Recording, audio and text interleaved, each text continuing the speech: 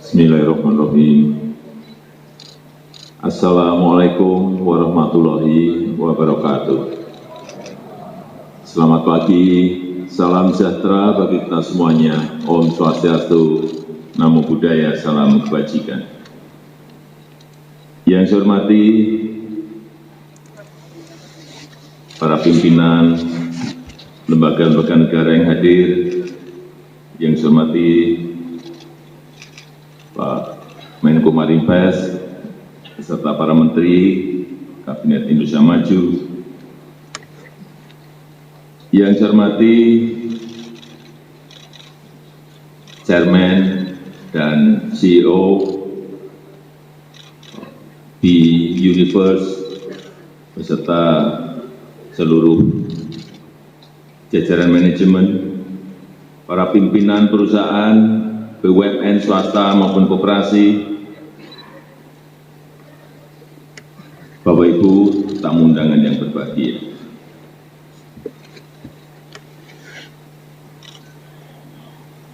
Perubahan fundamental dalam ekonomi global saat ini sedang terjadi. Dari yang dulunya relatif mudah diprediksi, mudah dihitung, mudah dikalkulasi, menjadi dunia yang sulit dihitung, sulit diprediksi, sulit dikalkulasi, penuh dengan ketidakpastian yang tinggi dan penuh dengan volatilitas yang tinggi. Kalau dulu biasanya semua negara ini ngejarnya pasti di bagaimana bunga bisa serendah mungkin, bagaimana inflasi bisa serendah mungkin. Dan sekarang semuanya berubah. Ditambah lagi dengan konfrontasi geopolitik. Plus perubahan iklim, sehingga sekarang bisa kita lihat bencana alam makin sering terjadi.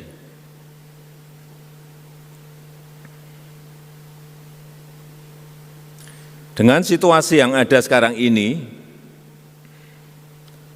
negara manapun dapat terlempar dengan cepat keluar jalur dengan sangat mudahnya, apabila tidak hati-hati dan tidak waspada, baik dalam pengelolaan moneter maupun pengelolaan fiskal. Apalagi setelah perang Rusia dan Ukraina, kita tahu pertumbuhan ekonomi di tahun 2023 yang sebelumnya diperkirakan 3%, terakhir sudah diperkirakan jatuh di angka 2,2%. Inilah yang sering disampaikan membayar harga dari sebuah perang, yang harganya sangat mahal sekali.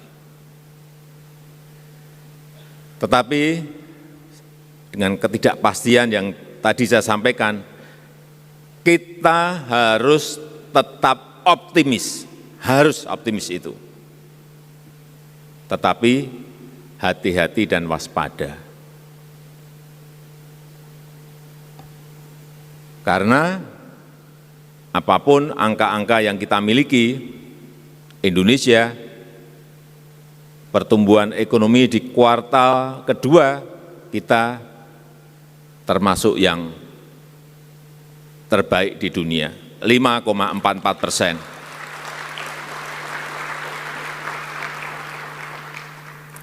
Inflasi juga masih terkendali setelah kenaikan BBM, kita masih di angka di bawah 6, 5,9. Ini juga tetap harus kita syukuri, karena kalau kita bandingkan dengan negara-negara lain, Sekarang ini di Argentina sudah 83,5%. Dengan kenaikan suku bunga sudah 3.700 basis point.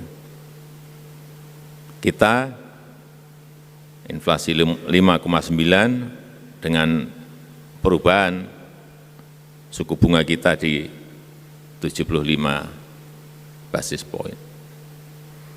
Artinya moneter kita masih pada posisi yang bisa kita kendalikan. Karena apa? Yang saya lihat di dalam keseharian antara Bank Sentral kita BI dan Kementerian Keuangan ini berjalan beriringan. Berjalannya rukun, tidak saling tumpang tindih, ini yang saya lihat. Komunikasinya baik, sehingga fiskal dan moneter itu bisa berjalan bersama-sama. Kemudian untuk terus meningkatkan daya beli, meningkatkan konsumsi masyarakat, pemerintah juga memberikan bantuan sosial, baik berupa kompensasi dan subsidi, ini besarnya luar biasa. 502,6 triliun, ini angka yang gede sekali. Tetapi ya inilah, karena kita ingin konsumsi masyarakat tetap terjaga, daya beli masyarakat tetap terjaga. Ya bayarannya ini 502 triliun. Kemudian yang kedua, kita sekarang ini memang bekerja tidak hanya makro saja, enggak bisa. Makro iya, mikro iya, tapi juga tidak cukup. Harus lebih tajam lagi, detail. Sehingga penyelesaiannya betul-betul satu persatu.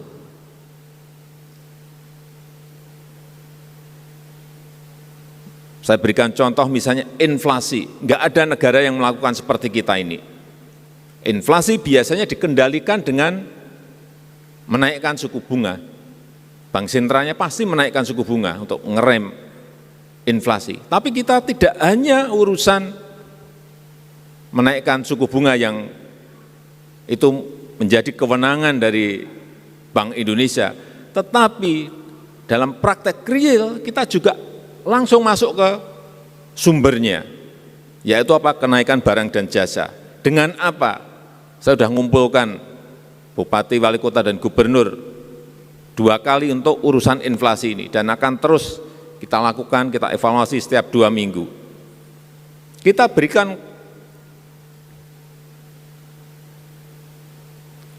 kewenangan daerah untuk menggunakan dana transfer umum 2% dan juga belanja tidak terduga bisa digunakan untuk mengatasi inflasi. Caranya, misalnya ada kenaikan bawang merah di sebuah provinsi, Lampung misalnya.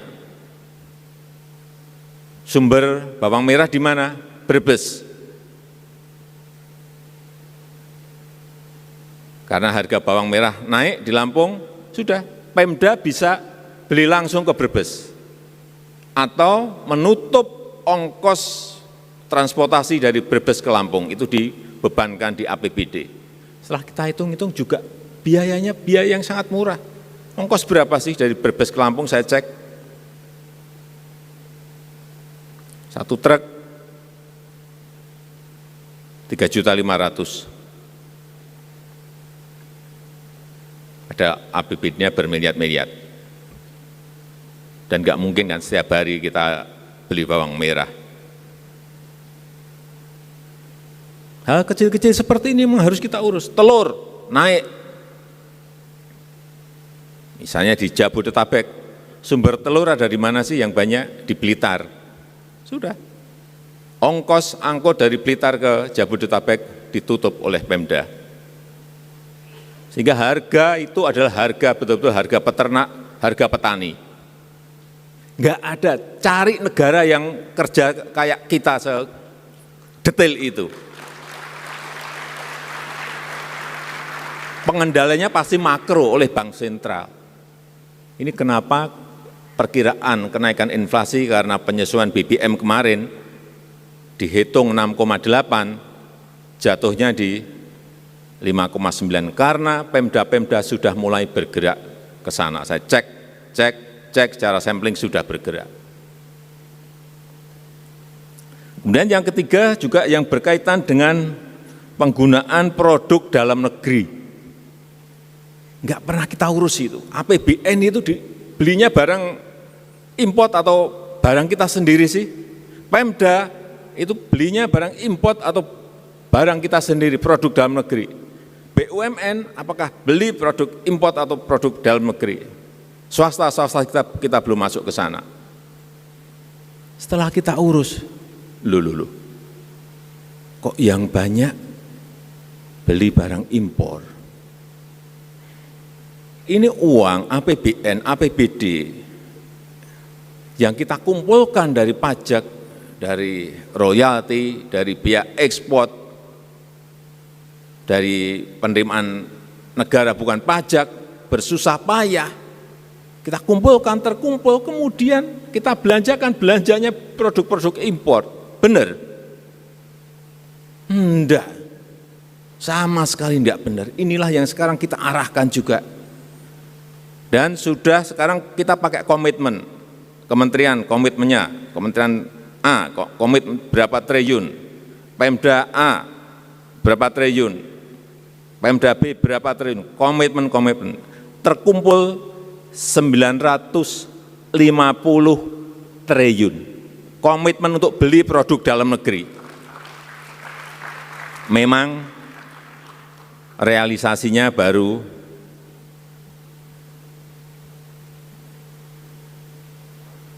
untuk BUMN baru 72%.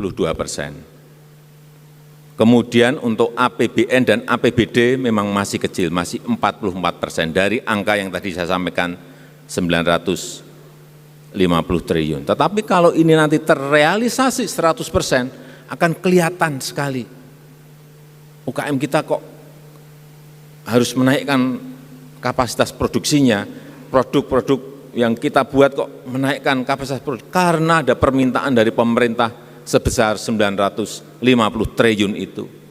Ini kalau nggak dilihat secara detail nggak kelihatan barang-barang seperti ini, padahal 950 triliun.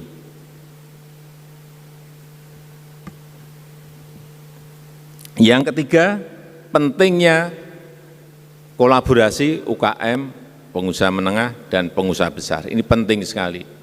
Selalu saya ulang-ulang. Harus bekerja sama, harus kompak. Bangun Indonesia Incorporated. Semuanya bergerak. Syukur bisa masuk ke pasar-pasar global. Kalau ini kuat betul, kita bisa bersatu, kita kompak, seperti saat kita menangani pandemi dari atas sampai ke tingkat daerah dan RT semuanya bergerak, ini akan cepat menyelesaikan masalah-masalah yang kita hadapi. Kemudian yang keempat yang sudah juga sering saya sampaikan mengenai hilirisasi industri. Hilirisasi industri yang sudah kita mulai. Saya selalu sampaikan, investasi terbuka, tetapi kalau masuk ke sebuah daerah harus bekerja sama dengan pengusaha lokal, baik yang dari Jakarta maupun yang asing. Bekerja sama dengan pengusaha lokal, diajak mereka. Lompatannya dalam hilirisasi ini saya berikan contoh bolak-balik urusan nikel. Saat kita masih ekspor dalam bentuk bahan mentah, setahun itu nilainya hanya kira-kira 15 triliun. Setelah masuk ke industrialisasi, ke hilirisasi, menjadi 20,9 billion US dollar. Ini sudah di angka 360 triliun. Dari 15 triliun melompat menjadi 360 triliun. Itu baru satu komoditi, baru satu barang. Kita memiliki yang namanya nikel, memiliki boksit, memiliki tembaga, memiliki timah, memiliki aspal. Aspal apalagi. Ini kalau enggak kita ke lapangan enggak ketemu. Saya ke Buton.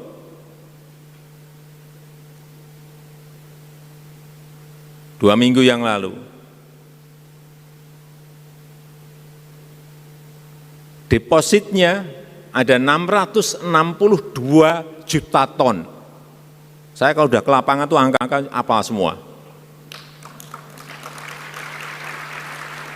662 juta ton aspal.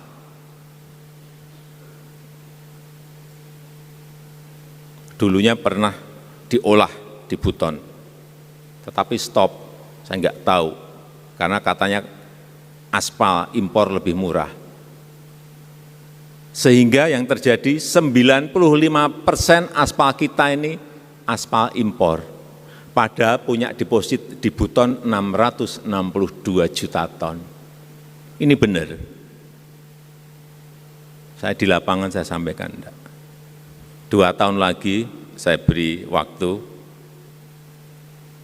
stop yang namanya impor aspal. Harus semuanya disuplai dari Pulau Buton. Ini kesempatan Bapak Ibu semuanya kalau ingin investasi, segera bangun industri aspal di Buton. Pasarnya jelas ada di dalam negeri, dan sebagian bisa diekspor. Kebutuhan kita, terakhir informasi yang saya terima 5 juta ton. Kalau 5 juta ton per tahun artinya kita masih memiliki 120 tahun untuk mengelola yang namanya aspal Buton. Hilirisasi ini menjadi kunci kita maju atau melompat atau tidak ada di situ. Sehingga juga bolak-balik terus saya sampaikan, setelah nikel stop, setelah 2 tahun lagi aspal stop, stop timah, stop boksit, stop tembaga. Karena pajak, biaya ekspor, royalti, dividen semuanya akan masuk ke dalam negeri. Tidak yang menikmati orang luar kita. Freeport misalnya setelah kita ambil 51%, saya ke lapangan, saya suruh ngitung berapa sih pendapatan negara yang dihasilkan dari Freeport, yang dulunya kita hanya dapat dividen ya 9%.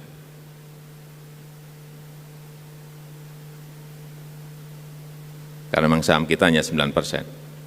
Setelah kita ambil alih 51%, kita dapat pajak, dividen, royalti, ya ekspor, penerimaan negara bukan pajak, saya suruh ngitung berapa jumlahnya.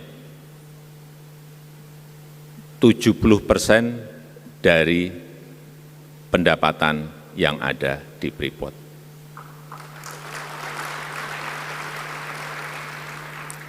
Artinya negara betul-betul dapat betul.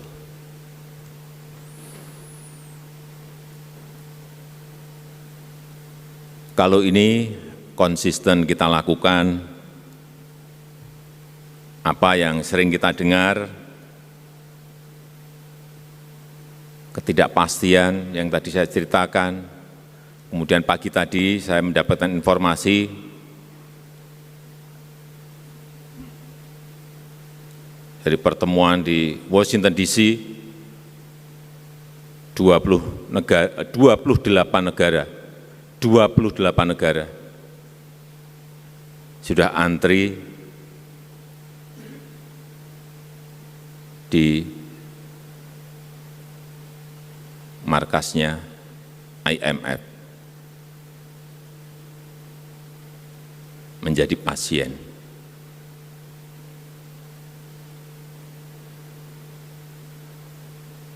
Ini yang sekali lagi kita tetap harus menjaga optimisme, tetapi yang lebih penting hati-hati dan waspada, eling lan waspada. Saya tutup, terima kasih. Wassalamualaikum warahmatullahi wabarakatuh.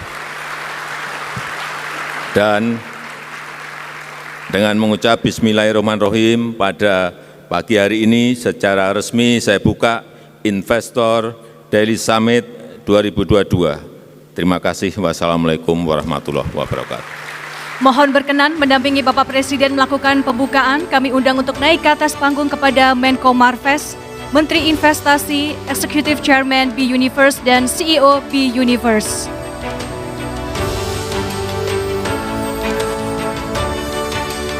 Dan selanjutnya mohon berkenan kepada Bapak Presiden untuk bersiap memukul gong digital yang berada di layar. Mohon izin Bapak Presiden, kita akan hitung mundur bersama-sama. 3, 2, 1.